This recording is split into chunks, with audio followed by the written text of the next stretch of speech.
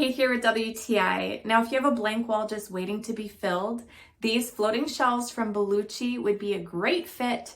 This particular set is in a gorgeous oak finish.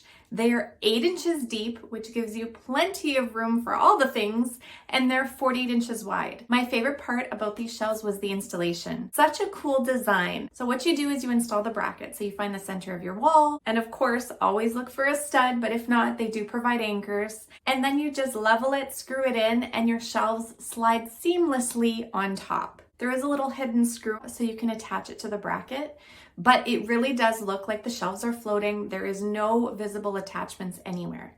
This particular color is really pretty and modern. It's nice and wipeable. I love the look of it, but they do come in other colors as well. This set is rated up to 17 pounds, so it's perfect for my laundry room. I can put all of my extra things on the shelves, or you could use this just for decor, for picture frames, in your kitchen for extra storage for your pasta or your dry goods. There are so many options, but it will honestly add something very pretty to your space, fill up that blank wall, and give you extra storage. So what more can you need? And that's my point of view.